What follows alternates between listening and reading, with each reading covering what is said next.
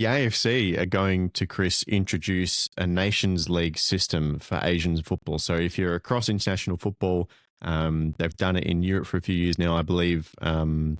In North America as well, they've had a Nations League for a little while, and it's starting to pop up across the rest of the world as well. But basically, what this system is pots of teams in your confederation around about the same competitive level as well. So you're trying to get more games against competition similar to you to kind of replace those long stretches of friendlies that teams used to have when we were outside, World Cup qualifying or, your Confederation, Euros, CONCACAF Gold Cup, whatever, qualifying for those tournaments as well. And the AFC have announced that is coming to Asia. So we don't have any of the specifics of how this is going to work in terms of the tournament structure or finals or even potentially some interaction with World Cup qualifying, which I think would be really good to kind of shake that system up, Chris, because the uniqueness of Asia having our World Cup and then Asian Cup, sometimes only like a year apart, means that you have a weird stretch of the longest World Cup qualifying system in the world, but it is just one qualifying system for the World Cup, and then if you automatically qualify for the Asian Cup, and then some other teams keep going for the Asian Cup qualifying. So to break that up a little bit, and then for me, I think actually the stretch between the World Cup and the Asian Cup would be the best time to play a lot of these games, because that does typically end up being just a lot of friendlies, especially for the teams that have already qualified through the World Cup. Yeah, it's an interesting one, isn't it? Obviously, we've seen how it works in Europe, as you say, and you would think they'll follow some sort of similar model, but there are different things that we need to take into consideration around windows and travel and all those sorts of things. But if it sets up a situation where sort of, the top 8 or 12 teams maybe are competing more regularly, more games for us against the likes of Japan, Iran, Korea, Uzbekistan, these other teams that sit inside the top 50 of world football, has got to be a beneficial thing. I think there's some other things that we need to make sure of, that we're finding balance, as you said, not meaning that we're just doubling up and we only play Asian teams outside of the World Cup. But, and I think this was your comment, maybe Lachie, in the conversations within Round Ball Australia sort of group chats, is this versus friendlies against whoever, competitive football where there's meaning to it, you drop down, ranking points as well as, getting knocked out of competitions, is really good, because it means it's more, football at system space. People aren't, both sides are taking it seriously. There's not different levels of importance for the game. All those sorts of pieces that come into friendlies.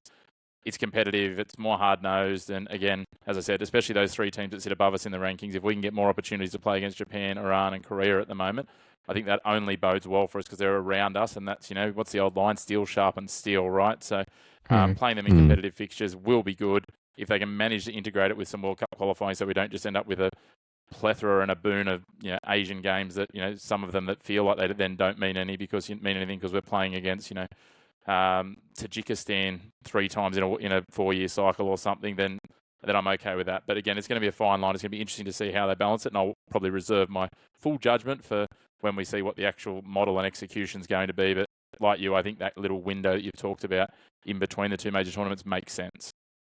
Yeah, so if we look at the run that the Socceroos have had since the 2022 World Cup, which we have to remember was in December as well, rather than June, July in Qatar. So theoretically, if you imagine that tournament would be played in June, July, then you have another kind of 6 friendlies to end that calendar year in 2022.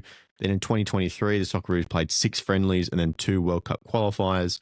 And then that led into the Asian Cup, which had a couple of warm-up games, but that's very tournament-specific in 2024, plus another 10 World Cup qualifiers after that tournament. And then 2025, we finished off with a final 4 World Cup qualifiers and then 6 friendlies, but you also have to take into consideration that was instead of extra qualifying games.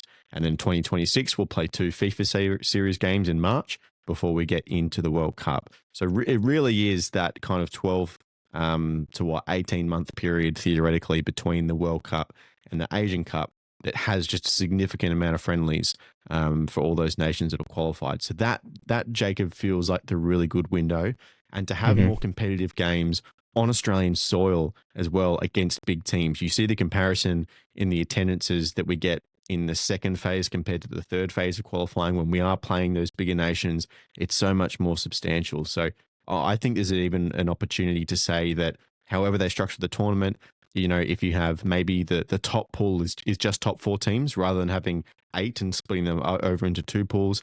If it's something like that, then maybe if you're in that pool, you're playing that game instead of your phase 2 qualifiers. Maybe you get to skip that phase. So the top teams like Australia are hopefully playing more games against Asian teams that are actually closer to their skill level instead of the phase 2 games where there's not a whole lot of interest, at least from a supporter perspective, where, we set these records for most consecutive wins because the teams just aren't at the level. But, for a team like Australia, we do that and then we struggle in phase 3 qualification. So more games around that level feels really valuable.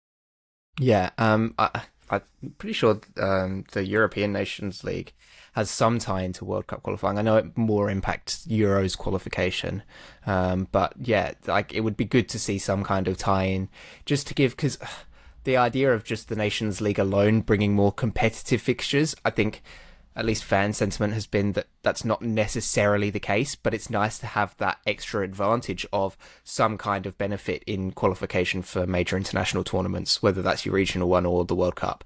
And that's kind of where it's super important because it's giving you almost like a double out, right? It's giving you that extra lifeline of if we perform well here, it's going to help us out in qualification, which means that there's going to be less strain put on us there.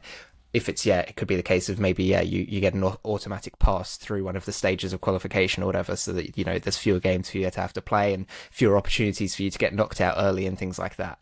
So it would be, I agree. I think it would be really, really cool to see some kind of link in there between, Nations League performance and qualification for major tournaments. And it kind of seems like a no-brainer, right? It'll be interesting to see how it is implemented. I don't think we know too much about it, right? Like they've just said that they're going to put it in place. And it's interesting because I do remember as well, prior to COVID, I'm pretty sure the AFC came out and said that they wanted to do a Nations League in like the mid-2020s, like 21, 22 or something like that.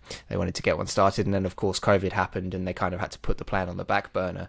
So it'll be interesting to see, how much, if anything, has changed from kind of what they had envisioned at that point for how, international football looks now and things like that. But no, it's a good sign, I think. And it just means that these kind of, these windows where there's nothing really happening, it's giving something. There's something there now. It's not, you don't have to go out there and find friendlies, and, other teams in other parts of the world might not be interested in either coming all the way to Australia, or Australia has to travel somewhere like South America or travel into Europe or whatever, and it just becomes a little bit of a logistical nightmare. You're getting that opportunity to play against good Asian teams again. So yeah, look, I like it. I think it's a good move. And fingers crossed, like we've just said, there's some kind of tie into qualification for World Cup and Asian Cup, because that would be a huge benefit for the teams that do perform well. It will give extra incentive to perform well as well, right? It's not just glorified friendlies. There's genuine reward if you do well here. Absolutely. All right. We'll bring you more information and the specifics of that tournament as they're released to the public. These things are usually done by cycles, and of course cycles come and go with World Cup. So I think you can expect more information in the next couple of months on the format of this competition.